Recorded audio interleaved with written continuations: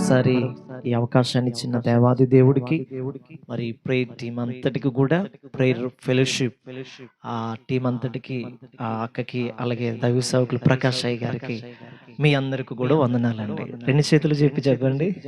ఒకరోజు నేను ప్రయాణం చేస్తుంటుంటే ఆ నక్కపిల్లి చెక్ పోస్ట్ ఉంటుంది, మీకు ఐడియా ఉంటుంది. ఒకవేళ నక్కపిల్లి వెళితే మీరు అడ్ రోడ్ దగ్గరికి వెళితే, నేను ఒక తమ్ముడు అర్జెంటుగా ఇలాగ ఒక మీటింగ్ లేట్ అయిపోతుందని చెప్పి వాక్యం చెప్పడానికి వెళ్ళాలని కొద్దిగా బండి మీద, ఎప్పుడు నేను స్పీడ్ వెళ్ళను, కానీ నా తమ్ముడు డ్రైవ్ చేస్తున్నాడు. ఆ తమ్ముడు డ్రైవ్ చేస్తుంటే వెళుతుంటుంటే పోలీస్ అయినా అక్కడ నక్కపిల్లి ఆ యొక్క సందర్భంలో ఆ చెక్ పోస్ట్ దగ్గర సడన్ గా వచ్చి ఆపేశాడు. ఆయన ఈ బట్టలు చూసి, ఎవరండి మీరని అన్నారు. అయ్యా నేను పాస్టర్ గారినండి అని చెప్పాను. అవునండి అని చెప్పేసి నేను ఇలా చేతులు జోడించాను. అయ్యా మీరు కొద్దిగా సెలవు ఇస్తే కొద్ది త్వరగా వెళ్ళండి సార్ అంటే, అలాగే సార్ మీరు చేతులు ఎత్తకండి బాబు, చేతులు జోడించకండి అని చెప్పేసి, అంటే వాళ్ళ సందర్భంలో వాళ్ళు చేతులు జోడిస్తే ఏదో వాళ్ళకి ఏదో జరిగిపోద్ది అన్నట్లుగా ఫీల్ అయ్యారు. కానీ అలాంటిది ఏం జరగదని మీరు అందరూ చేతులు ఎత్తి స్తోత్రం చెప్పచ్చు. హల్లెలూయా. ఇలా చేతులు ఎత్తడం ఎంతో గౌరవం, ఎంతో విలువ, మంచిది. దేవుడు మిమ్మల్ని అందరినీ దీవించును గాక. మంచిది బిడ్డలారా. అయితే వాక్యంలోకి మనం వెళ్తున్నాం. యేసుక్రీస్తు ప్రభువారు ఎందుకు ఈ లోకానికి వచ్చారంటే, ఎందుకు రావాల్సి వచ్చింది, యేసుక్రీస్తు ప్రభువారు రావాల్సినంత అవసరత ఎందుకు వచ్చింది అని వాక్యపు లోతులోంచి మనం చూస్తే, మొదటిగా లూకా సువార్త 4వ అధ్యాయం 18 వచ్చిన ప్రకారంగా మనం చదవగలిగితే, ఎవరైనా ఒకరు మౌత్ దగ్గర ఎట్టుకోండి చదవగలిగితే బాగుంటుందని నా ఆశ. లూకా సువార్త 4వ అధ్యాయం 18 వచనం దగ్గరగా చదువుతారు. మనందరూ చక్కగా కొద్ది నిమిషాలు, ఎక్కువ చెప్పను, మీరు కూర్చోగలిగితే, అటు ఇటు తిరగకుండా కూర్చోగలిగితే కొన్ని మాటలు మనం త్వరగా విని, నా జీవితంలో జరిగిన కొన్ని మాటలు కూడా మీతో పంచుకుంటాను. ప్రభు ఆత్మ నా మీద ఉన్నది, బీదలకు సువార్త ప్రకటించుటకై ఆయన నన్ను అభిషేకించెను, చెరలోనున్న వారికి విడుదల, గుడ్డి వారికి చూపును కలుగునని ప్రకటించుటకును, నలిగిన వారిని విడిపించుటకును, ప్రభు హితవస్త్రము ప్రకటించుటకును ఆయన నన్ను పంపి ఉన్నాడు. చాలండి. ఇక్కడ యేసుక్రీస్తు ప్రభువారు ఎందుకు వచ్చాడో ఆ మాటని భక్తుడైన లూకా అనే భక్తుడు తెలియచేస్తున్నాడు. ఈ లూకా చెప్పకముందే యెషయా కూడా ఈ మాటని మనం చెప్పినట్లుగా చూస్తాం. అయితే ఆయన ఒక ప్రవచనాత్మకంగా చెప్పబడి ఈ లోకానికి వచ్చారు. ఏదో అన్ఎక్స్పెక్టెడ్ గా రాలేదు, ఏదో గాల్లోంచి వచ్చినట్లుగా రాలేదు. ఆయన కోసం కొన్ని ప్రవచనాలు ఉన్నాయి, కొన్ని వందల ప్రవచనాలు ఆయన కోసం ఉన్నాయి. ఆ ప్రవచనాల ప్రకారంగానే యేసుక్రీస్తు ప్రభువారు ఈ లోకానికి వచ్చారు. ఆయన ఎందుకు వచ్చాడు అనే మాటలు ఒక 6 మాటలు త్వరగా నేను చెప్పడానికి ప్రయత్నం చేస్తాను. ఒకటి ఏమిటంటే, ఆయన ఎందుకు రావాల్సి వచ్చింది, బాగు చేయడానికి ఆయన వచ్చాడు. సమాజం పాడైపోతూ ఉంది, సమాజంలో ఎన్నో నీతివంతమైన కార్యాలు చెడిపోతున్నాయి. ఈ సమాజాన్ని బాగు చేయడానికి వచ్చాడు. ఇది ఒక వంతు. రెండోది, మన శరీరంలో అనేకమైన సందర్భాల గుండా మన రోగాల గుండా వెళుతున్నప్పుడు, కొన్ని సందర్భాల్లో మన వాక్యం చదువుతున్నప్పుడు, యేసుక్రీస్తు ప్రభువారు గుడ్డివారిని స్వస్థపరిచాడు, మోగవారిని స్వస్థపరిచాడు, చెవిటివారిని స్వస్థపరిచాడు, కుష్ఠరోగిని స్వస్థపరిచాడు. ఒకనొక సమయంలో మార్తా మరియలు బేతనీ అనే ప్రాంతంలో మార్తా మరియలు అనబడుతున్న ఆ సహోదరులకి ఒక తమ్ముడున్నాడు. అతని పేరు లాజరు. జాగ్రత్తగా విన్నారు. ఈ లాజరు అనేవాడు, ఈ లాజరు అనబడుతున్న సహోదరుడు యేసుక్రీస్తు ప్రభువారు బేతనియా ప్రాంతానికి ఎక్కువ వెళ్ళినట్లుగా బైబిల్లో చెప్తుంది. ఈ బేతనియా ప్రాంతానికి వెళ్తున్నప్పుడల్లా ఈ లాజరు ఏం చేసేవాడంటే, ఆ ఇంటికి వెళుతున్న యేసయ్యని చిన్న చూపు చూసేవాడు. మా ఇంటికి యేసయ్య వస్తున్నాడు, నాకు యేసయ్యతో పని లేదు అన్నట్లుగా ఆ చిన్న ఇంటిలోంచి, కిటికీలోంచి ఈ లాజరు అనే వ్యక్తి సహోదరుడు తప్పించుకుని యేసు యేసయ్య నుంచి దూరంగా వెళ్ళిపోతూ ఉండేవాడు. ఈ అక్కైన మరియా మార్తలు ఇద్దరు కూడా యేసయ్య పాదాల దగ్గర కూర్చుండి దేవుడు మాటలు వింటూ ఉండేవారు. ఇలాగ కొన్ని రోజులు జరుగుతోంది. ఒకనొక సమయంలో యేసుక్రీస్తు ప్రభువారు అక్కడ ఆ ప్రాంతానికి వెళ్ళలేదు. అంతలోనే ఈ లాజరు అనబడుతున్న సహోదరుడికి, మార్తా మరియలు అనబడుతున్న సహోదరుడికి ఒక లాజరు ఉన్నాడు, సహోదరుడు ఉన్నాడు. ఈ సహోదరుడికి అనుకోకుండా కొద్ది రోగం వచ్చి ఆ రోగముతోనే చనిపోతే ఆ ప్రాంతంలో అందరూ అంటున్నారు, యేసయ్య మీ దగ్గరికి వస్తాడు కదా, యేసయ్య మిమ్మల్ని ప్రేమిస్తాడు కదా, యేసు ప్రభు మిమ్మల్ని ఎంతో ఆదరించేవాడు కదా, ఈ టైంలో ఎందుకు రాలేదు అని చెప్పి చాలా మంది రకరకాలుగా మాట్లాడుకుంటుంటుంటే ఫస్ట్ రోజు అయిపోయింది, ఆల్రెడీ లాజర్ని సమాధి చేసేసారు. ఇలాగా 1, 2, 3 రోజులు అయిపోయింది. 4వ రోజు యేసుక్రీస్తు ప్రభువారు ఆ ప్రాంతానికి వెళ్ళారు. గట్టిగా చప్పట్లు కొట్టండి, స్తోత్రం కలుగును గాక. 4వ రోజున యేసుక్రీస్తు ప్రభువారు ఆ ప్రాంతానికి వెళ్ళి మొదటిగా చేసిన పని ఏమిటంటే వారితో పాటు ఏడ్చి కన్నీళ్లు కార్చి వాళ్ళను ఓదరించి ఆదరించి వాళ్ళను బలపరిచి ఇప్పుడైనా నమ్మితే నువ్వు యేసునందు ఇప్పుడైనా సరే విశ్వాసం ఉంచగలిగితే ఇప్పుడైనా సరే నీ తమ్ముడు నీ సహోదరుడు లాజరు బయటికి రాగలడు అని చెప్పి మరియని మార్తను అడిగినప్పుడు మేము నమ్ముతున్నాము ప్రభువా నువ్వు సర్వశక్తిమంతుడు అని, స్తోత్రం కలుగును గాక. నువ్వు నమ్ముతున్నా ప్రభువా నువ్వు అద్భుతాలు చేయగలవని, మేము నమ్ముతున్నాం ప్రభువా నువ్వు బాగు చేయగలవని అని చెప్పి యేసుక్రీస్తు ప్రభునందు విశ్వాసం ఉంచారు. విశ్వాసం ఉంచిన తర్వాత యేసుతో పాటు ఆ లాజరు ఎక్కడైతే ఉన్నాడో ఆ యొక్క సమాధి దగ్గరికి వెళ్ళి లాజరుని యేసు ప్రభు ఒకే మాటతో పిలిచాడు. హల్లెలూయా. యేసు ప్రభు ఎప్పుడైతే లాజరుని పిలిచాడో లాజరు బయటికి రా అనగానే లాజరు పేద వస్త్రాలతో అంటే కట్టి వేయబడిన వస్త్రాలతో బయటికి తిరిగి వచ్చినట్లుగా బైబిల్ ఆధారాలు మనకున్నాయి. దేవుని స్తోత్రం కలుగును గాక. అంటే ఎందుకు వచ్చాడు యేసుక్రీస్తు ప్రభువారు అంటే నేనంటాను బాగు చేయడానికి వచ్చాడు. చనిపోయిన వారిని సైతం రక్షించడానికి వచ్చాడు. చనిపోయిన వారిని సైతం ఆత్మీయంగా శారీరకంగా చనిపోయిన మన జీవితాల్లో యేసయ్య మనల్ని బాగు చేయడానికి వచ్చాడు. అందుకనే మొదటి మాట ఆయన అంటాడు, గుడ్డి వారిని బాగు చేశాడు, మోగవారిని బాగు చేశాడు, చెవిటి వారిని బాగు చేశాడు, కుష్ఠరోగులు బాగు చేశాడు, చనిపోయిన లాజరును సైతం ఒక్క మాటతో బ్రతికించాడు. ఆ సమాజం అంతా బిత్తరపోయింది. 4 రోజులు అయిపోయింది కదా, ఇంకా అతని శవము అతని శరీరం అంతా చాలా మట్టికి కుళ్ళిపోయి వాసన వస్తుంది అనుకున్న సందర్భంలో యేసు చెప్పిన మాటను బట్టి లాజరు బయటకు వచ్చాడు. ఆ లాజరు బయటికి రానాన్ని బట్టి సమాజం అంతా యేసు గొప్ప దేవుడని నమ్మగలిగారు. గట్టిగా చప్పలు కొడుతూ ప్రభు నామమున మహిమపడదాం. బిడ్డలారా, యేసుక్రీస్తు ప్రభువారు చనిపోయిన వారిని సైతం బాగు చేయగలడు. ఇది ఒక ఆధారం. రెండో ఆధారం ఏమిటంటే ఒక తల్లి గారికి ఒకే కుమారుడు ఉన్నాడు. ఆ కుమారుడు చనిపోతే ఆ తల్లి యొక్క ఆ కుమారుని పాడి మీద తీసుకెళ్తున్న సందర్భంలో ఆ తల్లి హృదయం ఏంటంటే ఇంక నేనెందుకు బ్రతకడం అనుకోండి, ఆ తల్లి కూడా ఆ కుమారుడితో పాటు పరిగెత్తుకుంటూ గుండెలు బాదుకుంటూ అయ్యో నా కుమారుడా, ఏకైక కుమారుడా, ఒక్కగానొక కుమారుడు అని ఏడుస్తుంటుంటే ఎంత మంది పట్టుకున్నా సరే ఆ కుమార్తె తల్లి ఆ కుమారుడితోనే వెళ్ళిపోవడానికి ప్రయత్నం చేస్తుంటే యేసుక్రీస్తు ప్రభువారు ఆ పాడికి ఎదుర్కొంటా వస్తున్నారు. ఈ సందర్భాన్ని చూశారు. శిష్యులు అంటున్నారు, అయ్యా ఒకే ఒక కుమారుడు ఆ తల్లికి, కాబట్టి ఆ తల్లి ఆ కుమారుడు లేకపోతే బ్రతకలేదు గనక మనం ఏదైనా చెయ్యాలి అన్నప్పుడు యేసు అన్నాడు. యేసు ఏం చేశాడంటే వెళ్ళిపోతున్న పాడిని ముట్టగానే పాడి మీద చనిపోయిన వాడు లేచి కూర్చున్నాడు. దేవునికి స్తోత్రం కలుగును గాక. అంటే నేను చెప్పగలను, యేసు మనల్ని బ్రతికించగలడు, యేసు మనల్ని బాగు చెయ్యగలడు. యేసు ఎలాంటి స్థితిలో ఉన్నా, నీవు ఎలాంటి పరిస్థితిలో ఉన్నా, ఏ రోగము నేను ఇబ్బంది పెట్టినా, ఎలాంటి క్లిష్ట పరిస్థితులు నీ జీవితంలో ఉన్నా సరే నువ్వు ఒక్కసారి యేసు నందు విశ్వాసం ఉంచి యేసులో అడగగలిగితే, యేసుని ప్రార్థించగలిగితే యేసయ్య నువ్వు బాగు చేస్తావంట కదా అని ఒక్క మాట నువ్వు చెప్పగలిగితే యేసు ప్రభు ఖచ్చితంగా నీ జీవితంలో గొప్ప మేలు చేయగలడు. హల్లెలూయా. ఇది మొదటి మాట. ఎందుకు వచ్చాడంటే బాగు చేయడానికి వచ్చాడు. రెండో మాట మనం చదివితే బిడ్డలారా, లూకా సువార్త 19వ అధ్యాయం 10వ వచనం ఒక్క మాట చెల్లి చదువుతుంది, మనం జాగ్రత్తగా ఆలకిందాం. నశించిన దానిని యేసుక్రీస్తు ప్రభువారు ఎందుకు వచ్చారో చెప్తున్నాడు. చదువునా. నశించిన దానిని వెదకి రక్షించుటకు మనుష్య కుమారుడు వచ్చెనని అతనితో చెప్పెను. చాలండి. ఇక్కడ మనం ఈ యొక్క వచనాన్ని బట్టి మనం చూస్తే ఆ 19వ అధ్యాయం మొదటి వచనంలో ఉంటది, ఎరుకో అనే ప్రాంతం ఉంది. ఎరుకో అనే ప్రాంతం చెడిపోయిన ప్రాంతం, బాగులేదు. ఏమాత్రం ఆ ప్రాంతంలో ఏమాత్రం మంచి లేదు. ఆ ప్రాంతం అంతా చెడిపోయింది. ఆ ప్రాంతం అంతా చెడిపోయి అక్కడ ఉన్న వాళ్ళందరూ డబ్బు పిచ్చిలో ఉన్నారు.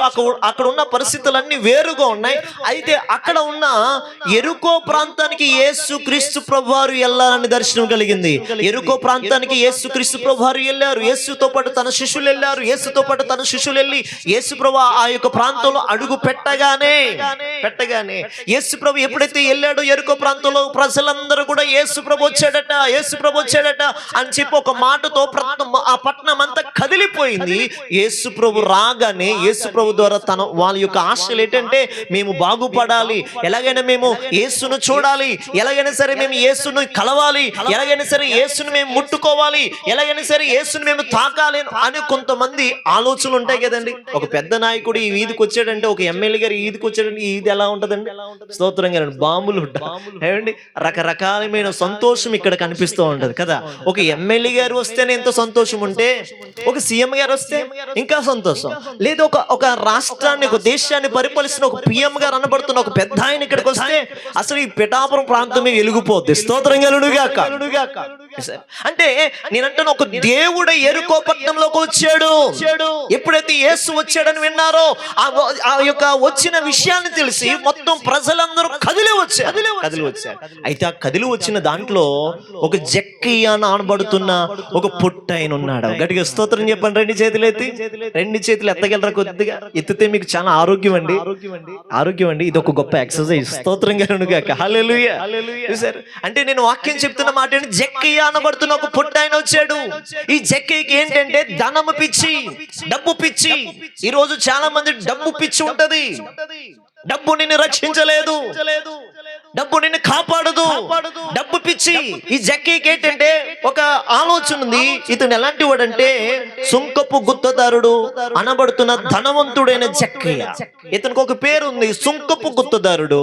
ఇతను ఎలాంటి వాడంటే ఒక ట్యాక్స్ కలెక్టర్. అంటే మనం కుళాయి పన్ను, ఇంటి పన్ను, అన్ని పనులు కడుతున్నామండి. స్తోత్రం గెలను. అలా పనులు కట్టించుకునే ఒక మంచి ఉద్యోగం ఇతనికి ఉంది.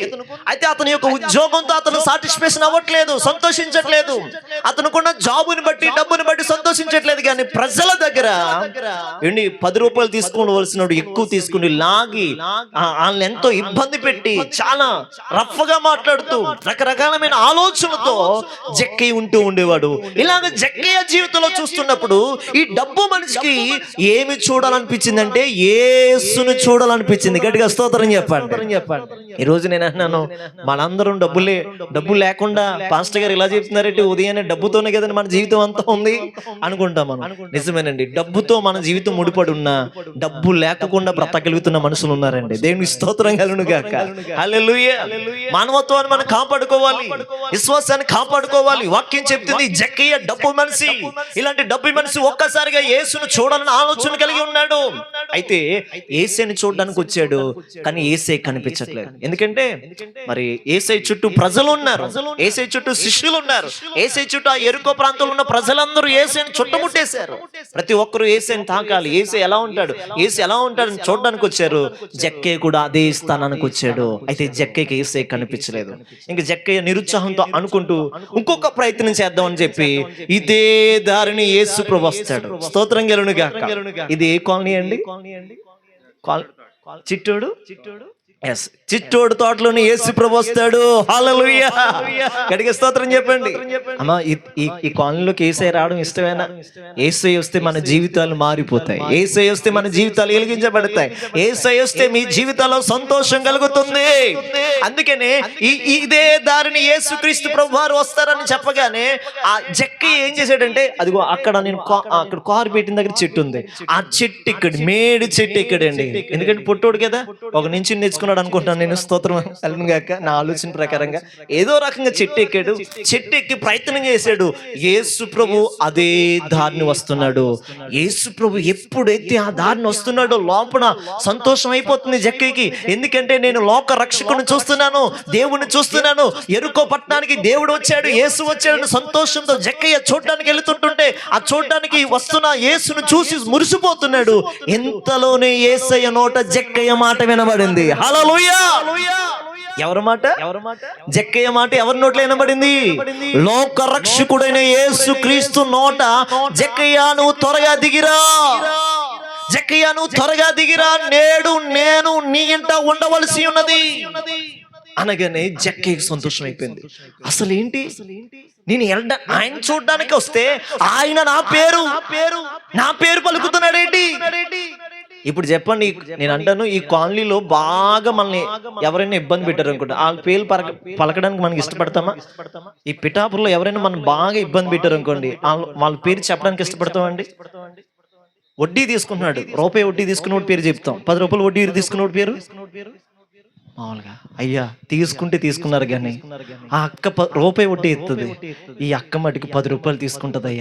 అయ్యా వద్దయ్యా, ఆవిడ పేరు కూడా చెప్పండి అయ్యా, ఇగో ఈ అక్క దగ్గరికి వెళ్ళయ్యా రూపాయి వడ్డీ ఇస్తుంది. స్తోత్రం కలుగును గాక.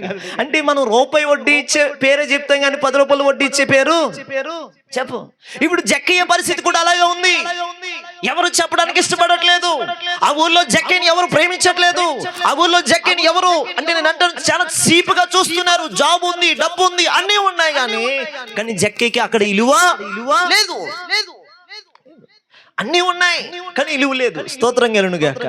మన సామెతలో ఉంటుంది, బుద్ధి మంచిదే కానీ గుణం అంతే కదండి. ఏదో సామెత ఉంటుంది, పెద్దోళ్ళు అంటుంటారు బుద్ధి మంచిదే రండి కానీ గుణం అంటారు. గుణం మంచిది కాదు. జక్కయ్య గుణం వేరు, జక్కయ్య హృదయం వేరు. జక్కయ్య ఇంతవరకు పాడైపోయాడు. జక్కయ్య హృదయంలో డబ్బు ఉంది, దేవుడు లేడు. జక్కయ్య హృదయంలో డబ్బు ఉంది. అందుకనే జక్కయ్య యేసుని ఎప్పుడైతే చూడాలి అనే ఆశ హృదయంలో కలిగిందో, బిడ్డలారా ప్రభు చెప్తున్న మాట, యేసుని ఎప్పుడైతే చూడాలని ఆశ జక్కయ్య జీవితంలో కలిగిందో, జక్కయ్య హృదయంలోకి వచ్చిందో, అప్పుడే యేసయ్య అతని హృదయాన్ని చూచాడు.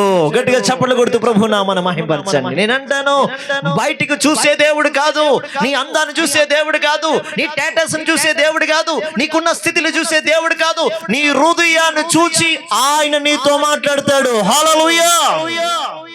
నీ హృదయాన్ని చూశాడు బిడ్డలారా, హృదయాన్ని చూశాడు. జక్కయ్య హృదయం అప్పటికే ట్రాన్స్ఫర్మ్ అయింది, మార్పు చెందింది. ఒక మాటలో చెప్పాలంటే మార్పు చెందింది. జక్కయ్య చెట్టు మించి దిగురా, నేడు నేను నీ ఇంట ఉండవలసి ఉన్నది. ఇప్పుడు వీళ్ళందరూ అనుకుంటున్నారు, చుట్టుపక్కలందరూ, యేసుక్రీస్తు ప్రభువారు ఆ పాపిష్ఠుడైన మనిషి ఇంటికి వెళ్తున్నాడు రా, యేసుక్రీస్తు ప్రభువారు ఆ పాపిష్ఠుడైన మనిషి ఇంటికి వెళ్తున్నారు అందరూ అనుకుంటున్నారు. అప్పుడు యేసు అన్నాడు, నేను నీతిమంతుల కోసం రాలేదు, నేను బాగున్న వాళ్ళ కోసం రాలేదు, పాడైపోతున్నా చెడిపోతున్నా హృదయము చెడిపోయిన వారి కోసమే యేసు క్రీస్తు ప్రభువారు ఈ లోకంలోకి వచ్చాడు. జక్కయ్యలాగా ఉంది మన హృదయం ఈ రోజు, ఉందా లేదా? జక్కయ్య డబ్బుని బట్టి గర్వించాడేమో, కానీ ఒక రోజు యేసుని తలుసుకున్నాడు, యేసుకు హృదయం ఇచ్చాడు, యేసు తన జీవితంలోకి వచ్చాడు.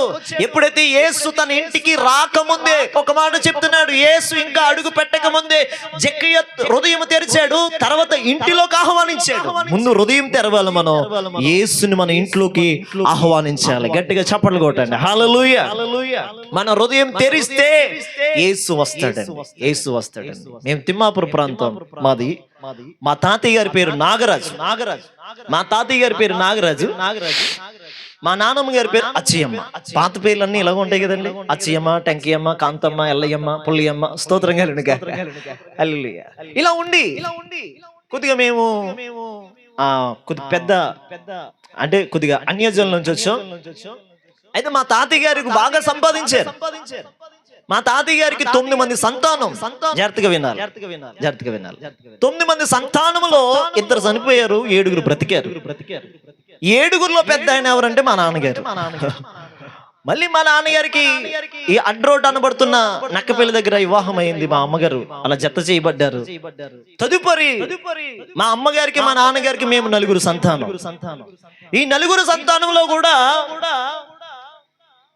ఇద్దరు అక్కలు నాకు ఫస్ట్, తర్వాత నేను, తర్వాత మా తమ్ముడు. ఇద్దరు అక్కలు పుట్టిన తర్వాత ఇంకా ఆడపిల్లలు పుట్టేస్తారేమో అని చెప్పేసి మగ పిల్లడు పుడితే మా అమ్మ అనుకుందంటే మా నాన్న పేరు పెట్టుకుందాం అనుకున్నాను. ఏం పేరండి?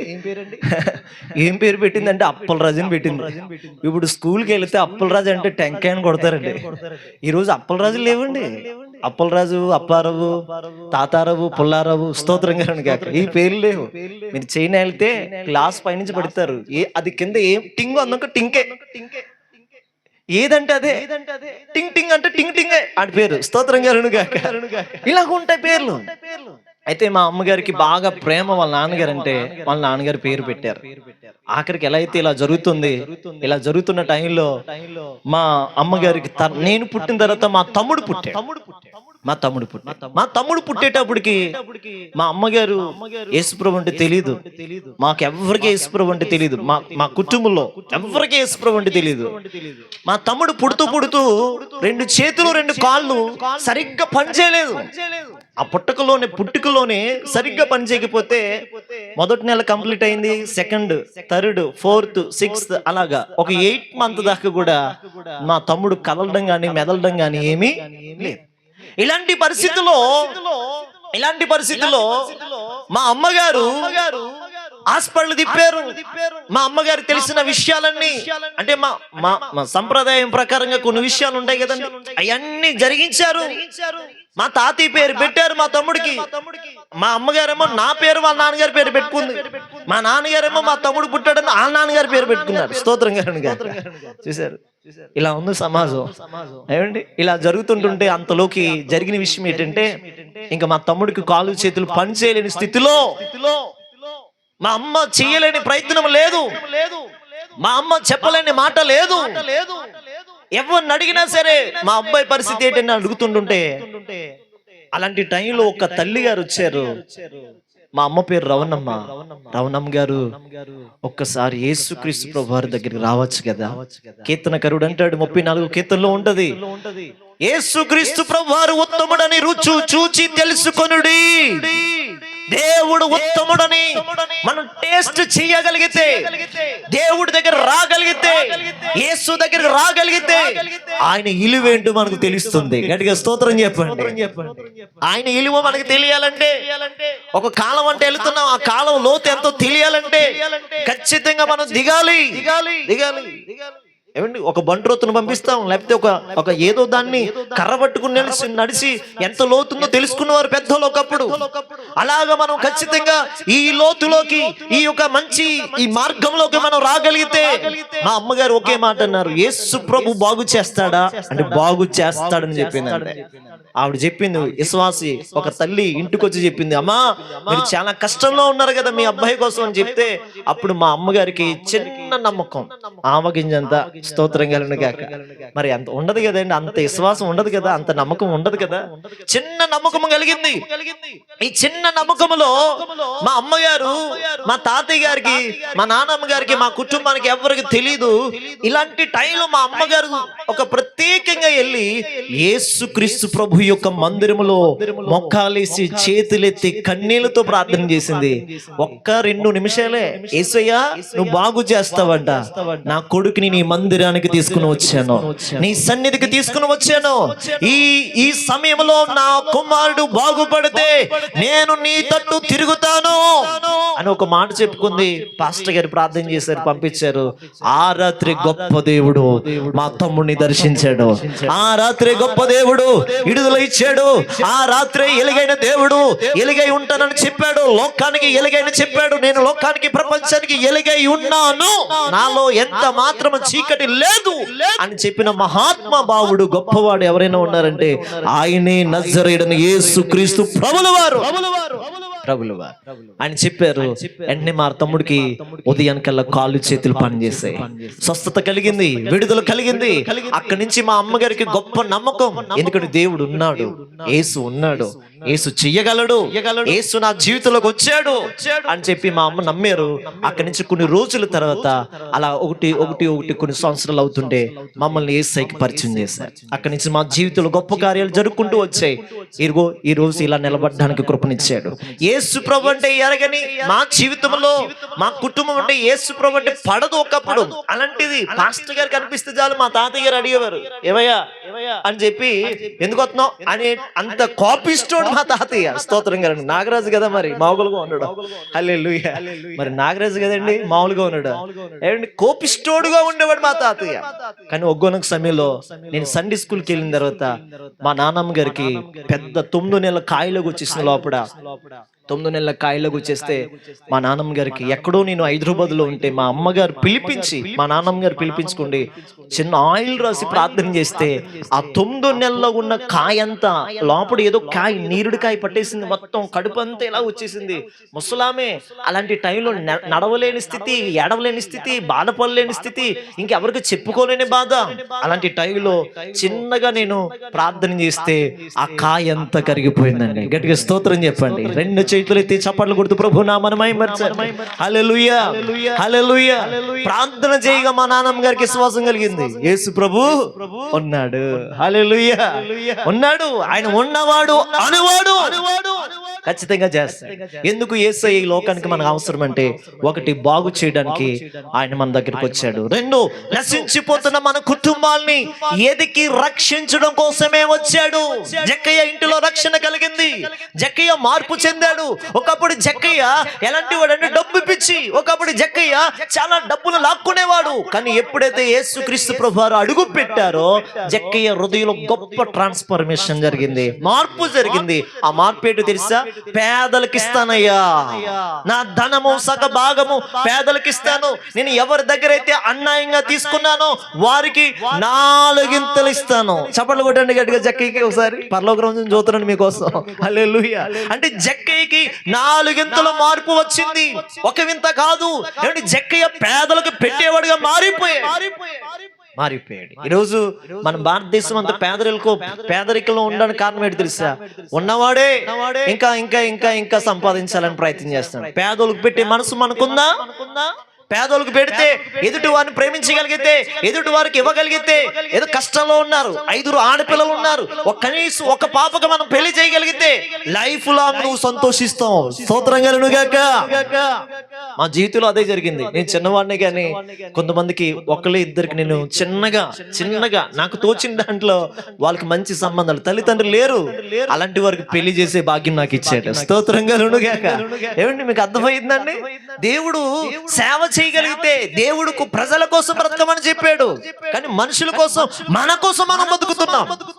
వాక్యం చెప్తుంది మనం ఖచ్చితంగా నశించిపోతున్న మనల్ని రక్షించడం కోసమే యేసయ్య వచ్చాడు అనేవాళ్ళు గట్టిగా చప్పట్లు కొట్టండి. హల్లెలూయా. నశించిపోతున్న మనం రక్షించడానికి యేసయ్య వచ్చాడు. జక్కయ్యలో గొప్ప మార్పు వచ్చింది. అప్పుడు యేసు అన్నాడు, ఇతడు కూడా అబ్రహాము కుమారుడే. ఓకే, 3వ మాటకు వస్తాను. ఎందుకు ఆయన ఈ లోకానికి రావాల్సిన అవసరత వచ్చిందంటే, 3వది బోధించడానికి వచ్చాడు. చెప్పండి, అందరూ చెప్పండి పక్కలకి. బోధించడానికి వచ్చాడు. అయ్యా ఎందుకు వచ్చాడంటే బోధించడం. చెప్పండి పక్కలకి, చెప్పండి. సెకండ్ ఇచ్చి చెప్పండి. బోధించడానికి వచ్చాడు. ఈ రోజు ఎంతమంది బోధిస్తున్నారండి? నిజాలు బోధిస్తున్నారా? మంచిని బోధించగలుగుతున్నారా? ప్రపంచంలో 224 సంవత్సరాలు అవుతుంది. ఇంతవరకు యేసుక్రీస్తు చెప్పిన మాటలు ప్రపంచాన్ని ఎందుకు కదిలిస్తున్నాయి? ఎందుకు ఆ మాటలో జీవం ఉంది? ఎందుకు ఆ మాటలో సత్యం ఉందంటే ఆయన బోధ నిజము. హల్లెలూయా. ఆయన బోధ నిజమండి. ఒకసారి గాంధీజీ గారి దగ్గరికి ఒక తల్లి గారు ఆ కుమారుని తీసుకుని వచ్చారు, అది మనవని తీసుకుని వచ్చారు. అయ్యా గాంధీజీ గారు, మా మానవుడు పంచదార తినేస్తున్నాడండి అని చెప్పేసి చెప్పింది. అమ్మా పంచదార తింటాడా? రేపు తీసిరా అని చెప్పాడు. రెండో రోజు కూడా వచ్చింది. అయ్యా ఏదైనా సూత్రం ఉంటే చెప్పండి అని చెప్పింది. మళ్ళీ 3వ రోజు కూడా తీసిరమ్మన్నాడు. అమ్మ ఈ రోజు చెప్పను కానీ రేపు తీసిరా అన్నాడు. 3 రోజులు కంప్లీట్ అయిపోయి 4వ రోజు వచ్చిందండి. స్తోత్రం కలుగును గాక. 4వ రోజు వచ్చిన తర్వాత అప్పుడు ఆమె అంటుంది, ఆమెతో చెప్తున్నాడు, రే ఆ కుర్రోడితో చెప్తున్నాడు, రే గాంధీజీ గారు అంటున్నారు, రే పంచదార తినకూడదురా, తింటే కఫం పడుతుంది, వెళ్ళు ఇంటికి వెళ్ళిపో అని చెప్పేసారు. ఈ మాట చెప్పడానికి 3 రోజుల నుంచి మీ దగ్గర తిరుగుతున్నామండి. ఈ మాట ముందే చెప్పుంటే మేము రాకపోదు కదని అంటే, అమ్మా నేను కూడా పంచదార పిచ్చోడినే అన్నాడంట. స్తోత్రం గారు. అంటే గాంధీజీ గారికి కూడా పంచదార తినే అలవాటు ఉంది అప్పుడు. అందుకనే ఒక్కళ్ళకి చెప్పేటప్పుడు మనం మాని చెప్పాలి. యేసుక్రీస్తు ప్రభువారు చెప్తున్నాడు, ఆయన బోధ సత్యం. ఆయన ఏది చెప్తాడో అదే చేస్తాడు, ఏది చేస్తాడో అదే చెప్తాడు. మనం ఒకటి చెప్తాం, మరొకటి చేస్తాం, మరొకటి చేస్తాం, ఒకటి చెప్తాం, మనం చేస్తాం. అందుకనే యేసయ్య అలా కాదు, ఆయన బోధించడానికి వచ్చాడు. 12 సంవత్సరాల వయసులో మందిరములో పెద్దల ముందు, సద్దుకాయలు, శాస్త్రులు, పరిచయాల ముందు నిలబడి ఆయన ఏం చేశాడు తెలుసా? ధర్మశాస్త్రాన్ని, ఆ చట్టాన్ని, ఆ యొక్క గ్రంథాన్ని విప్పి, గ్రంథపు చుట్టలు ఇప్పి ఆయన బోధించడానికి, ఆయన బోధిస్తుండగా ప్రజలందరూ కూడా ఆలకించగలిగారు. ఇతడు నిజముగా ఇతనికి ఎంత జ్ఞానము, ఇతడికి ఇలాంటి జ్ఞానం ఎక్కడి నుంచి వచ్చిందంటే అతడు ఈ లోక సంబంధమైన వాడు కాదు, ఆయన పరలోక సంబంధమైన వాడు. ఆయన పరలోక సంబంధమైన వాడు కాబట్టి దైవ జ్ఞానము అతడికి కలిగింది బిడ్డలారా. 12 సంవత్సరాల వయసులో పెద్దల ముందు బోధించగలిగిన సమర్థుడు ఎవరంటే యేసుక్రీస్తు ప్రభులు వారు. బోధించడానికి వచ్చారు.